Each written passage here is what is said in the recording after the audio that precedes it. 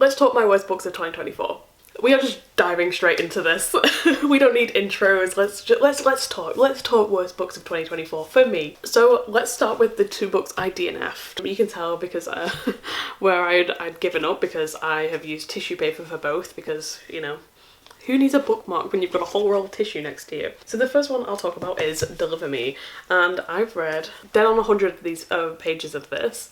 I picked this up because it was on a horror table in Waterstones that had other books around it that I absolutely adored, and so I picked this up because I thought, well, if the other ones if this had been suggested with everything else, then I'm absolutely gonna love it. This follows Dee Dee, who is living in like not a great situation. She lives in a flat with her boyfriend who doesn't like her at all, and she's found herself pregnant, and everything about this book is very, very dark. Like, just from the picture it paints from every aspect of her life, it's very, very dark. This pregnancy has happened after a few miscarriages. We get to see her and being excited for this baby, and her boyfriend really not like reciprocate this at all. So I love gore, I love horror, not an issue for me, but and this has just been like the past like year or two for me, and I would like to preface to say that I'm not a vegetarian, so I don't know why I've started to get this way, but animal violence is a hard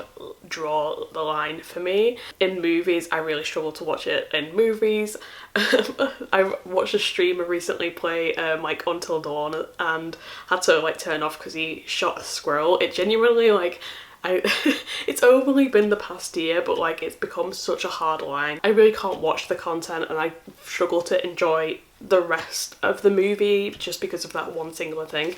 So this is what exactly happened in here. I think she ends up rescuing a kitten, and her boyfriend is absolutely vile and disgusting behaviour towards this kitten, and I just absolutely couldn't read it. It was a hard line, it was a hard no. It's sort of like one scene, and then I was like, okay, we're fine, we'll just move past it, it's fine, we get past it. And then they bring it up again, and it's like, oh yeah, the police are here to talk about like this kitten that's been found on the side of the road. And then she like goes through like everything that happened to it, and I was like, nope, not for me. And the next one this is one that I'm like, I feel like I should finish, but and this is one that someone else's review actually made me not finish this book, and that is Cuckoo. This is the same author that did Manhunt, and I did very much like Manhunt. This book has a super interesting premise about a bunch of kids who are taken to a conversion camp, and they come back completely different.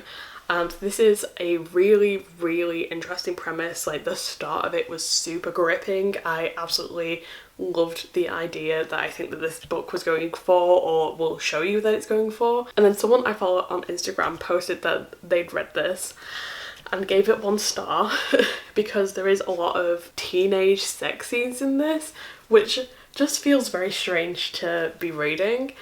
And I know that teenagers, you know, will do what they do, but like in the conversion camp, how strange they put across that this was. I did not read any further than the 66 pages I got into it because I thought, well, I don't know if I'm going to be interested if that's the case. This year I read Camp Damascus, which is another like kid conversion therapy like book, like horror book, and it was absolutely beyond incredible. I got into it, it started to get a little bit boring, I put it down, and then someone said that like it wasn't particularly good for the rest of the book, and thought, well, I don't think I'll pick it back up in the end. If you've read this and really enjoyed it and you'll think I'll enjoy it, then I will continue to read this. But they do have the exact same of like orange. Maybe I just stay away from this like orange font in the future, and maybe it'll just save me from buying 2 new books that I will not read. One of the first ones I read this year was Kiss Her Once for Me, which I thought was going to be a lovely, cutesy little romance book. And this is, for me, I think it's just, I don't like the romance genre. I think this book has a lot of romance tropes that I am not particularly fond of, and I think that's probably where I went off on the wrong foot trying to read this. This book starts with Ellie, our main character, and we find out that she has lost her dream job at working for the animation place that made Coraline. I can't remember what it's called, but that place. She is now working in a coffee shop and she has a narcissistic mother that she doesn't like, and it's Christmas time and she's currently at work, and I believe, I'm trying to recall this from memory, that she has a falling out with her boss about stupid hours and stuff like that. The landlord of the shop walks in and he's this like young man, and he's like, I believe like they start having like talking and stuff like that, and then he gets drunk and he goes, I need your help.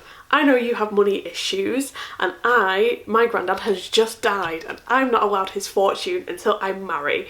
So do you fancy getting married and I'll give you like 25k?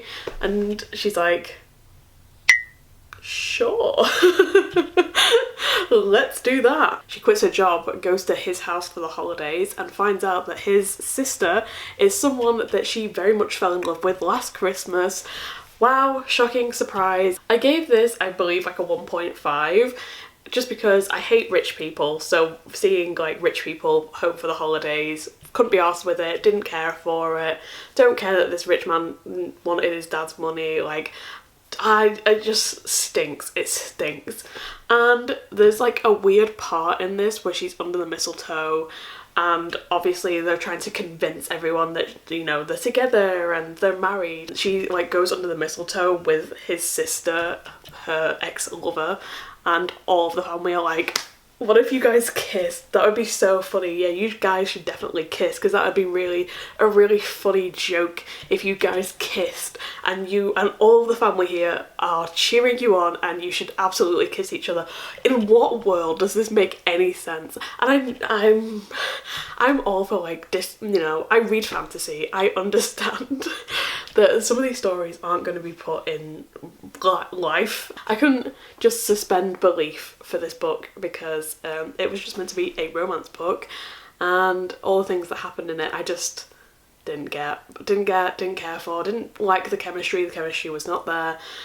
Am I jealous that, you know, no one has ever offered to marry me for money? You know, maybe. Like I said, the romance genre is definitely not my favourite, and I really do struggle to read romance books.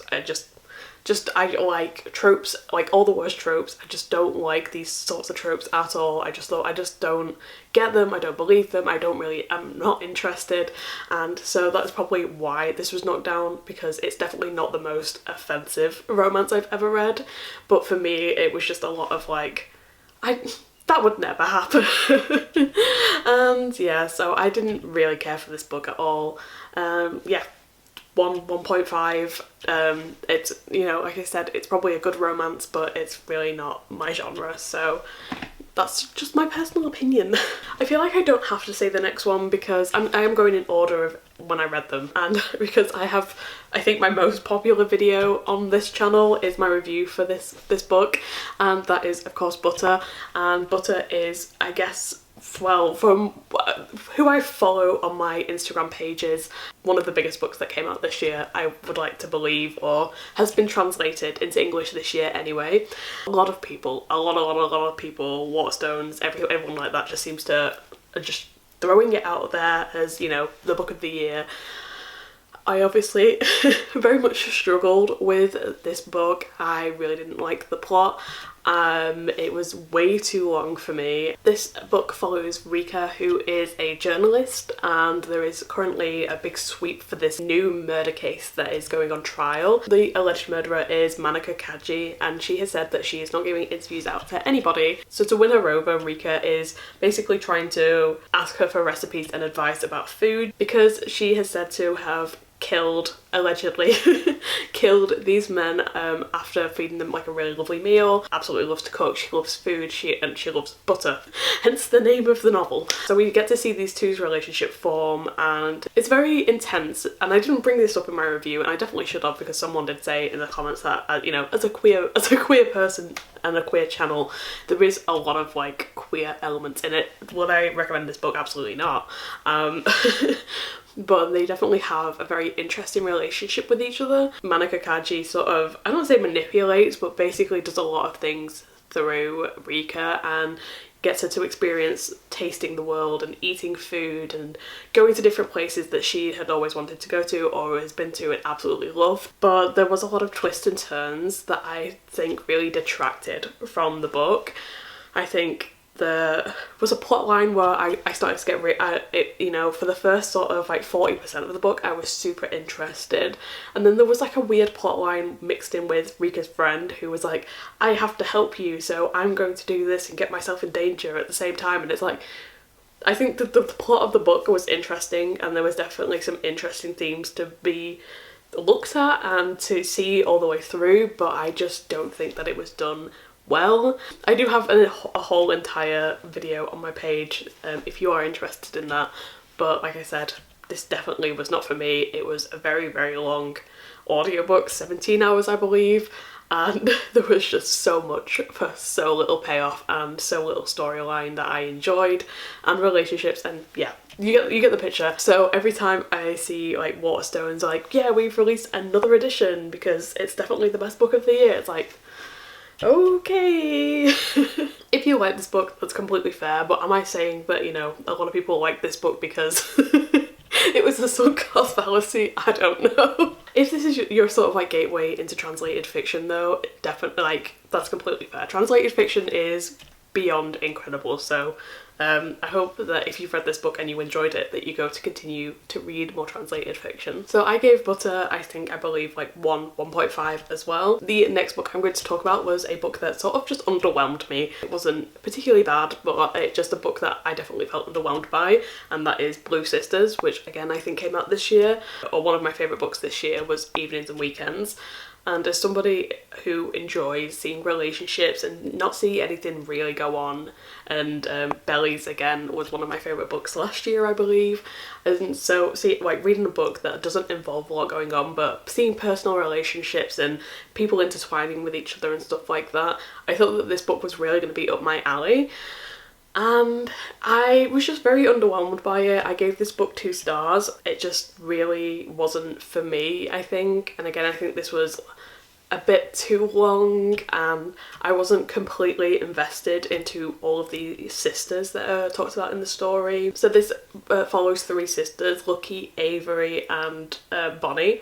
And they all come home to, they have an apartment in New York that they all share together, and they all basically end up coming back together because their sister has died, and it's going through their individual griefs, how they process it, their relationships, why their relationships are so strained. This isn't a bad book, but I think from like others that I have read in the past, and like I said, you know, Bellies and Evenings and Weekends and stuff like that, this is a genre I do particularly very much love, but I think it is very specific. It is very specific to the people in it, their, you know, their experiences, so I do think that this one just probably wasn't meant for me. This is one that I just, like I said, I didn't really connect to any of these sisters in this, and I didn't see myself in any of them, and although I do have a sister of my own, there was not really any dynamics that I saw in there that I was like, this mirrors our own relationship, which is completely fair. So it's definitely a market for someone. Obviously it did very, very well, it has very, very good ratings,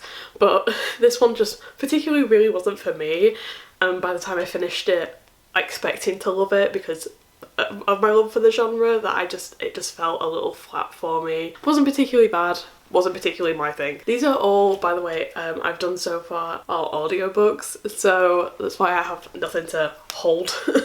But Acts of Service I did read, but I did sell because I did not like it that much. Acts of Service follows Eve, who is a queer woman and who lives in New York, Brooklyn sort of area, and one night she is with her partner of many years, her girlfriend, and she goes to the toilet and she takes a nude selfie or a nude picture, and she puts it online for other people to see. I think it's on Reddit she puts it, and she gets a message from a girl saying we should meet up sometime, and she ignores all logic that says that this could be a bad idea, even though this girl is like, here's my Instagram to see that I'm real. Ignores all logic and meets up with her. And she meets up with this girl called Olivia, and Olivia goes, there's somebody that wants to meet you. And this is a guy called Nathan, and she ends up having this steamy affair with Nathan. and having sort of like Olivia be the puppet of it all as well, and she's involved. This was a book that was like, this is about sex and sexuality and, you know, how free people can be, and it just came off as, it just felt fetishy, not in like a cool or interesting way. It just felt like, and I don't think a man wrote this, but it did feel like a man wrote this to be like, yeah, you would give up your relationship with your girl just to have like one steamy night with me. Like, it doesn't make any damn sense. Like, maybe I just don't like men. I mean, I don't like men. I don't like men in that way anyway, but like, I just like couldn't comprehend like this story, and it was so much of nothing. Like her opinions about this man and her girlfriend, and oh my god, it's not a good book. Do not read it. Yeah, it felt very fetishy, very gross, and I just really didn't like the characters, didn't like the storyline, didn't like anything about this book. So again, another 1 star, because no. No, not for me, not at all. So the next one is a short story collection, and that is Don't Go to Sleep in the Dark. I picked this up on release day, this year on release day, and I think it was in September sometime. And I believe that this is a re-release of like an 80s short story collection / 90s, I don't know, around that time. Please correct me if I'm wrong. I gave this 2 stars because, although, like I said, this is also tiny, I think I read this in an afternoon, and I just really don't care for any of the stories. I can't remember any of the stories, and like the main reason I picked this up is because the Sunday Times called a British Patricia Highsmith, which is a very, very high standard to be calling somebody. And looking at the titles, I don't remember any of the stories. I thought that was going to jog my memory, but it does not. Short stories are very hit and miss for I assume a lot of people, but for me, as somebody who loved Julia Arnfield's collection and Eliza Clark's new collection, I usually don't like short story collections because I just want to read. If it's a good short story, I want to read 10 times more of it, which is not the point of a short story. They really are sort of like, but usually in most story collections, if it's an author you like, you will find something that suits you because you like the author and you like the writing style. I have never heard of Celia Freeman before, and therefore when I read it, and I found I must have not liked her writing style because there was not one story in here that I enjoyed, found spooky or anything like that. This unfortunately just wasn't for me, so this was just a 2 stars because I think there was definitely elements I enjoyed. I must have enjoyed because I can't remember if I did. So that was my worst books of 2024. Please let me know what you thought and if you've read these books and your opinions, because I'm sure that my opinions are very, very different, obviously, because I did pick some very popular books this year that I just didn't enjoy, unfortunately. I think now that I'm like year 3 almost, I think, into posting on this channel, that I've started to come more attuned to what I prefer, what I like to read and stuff like that. So there is a very small amount of like did not like. So my 5 stars, there's been so many 5-star books I've read this year. I'm a very giving person when it comes to my 5-star books. I like reading, I really enjoy reading, and I'm not saying that, you know, people don't enjoy reading, but I do think that a lot of people take their star rating very seriously, which is completely fair. But if I really had a good time with a book, it's getting a 5-star stamp, why not? I really enjoyed it, why not? So if you like this video and you want to see more, like, comment, subscribe, all that good YouTube stuff, and I shall see you next time. Bye!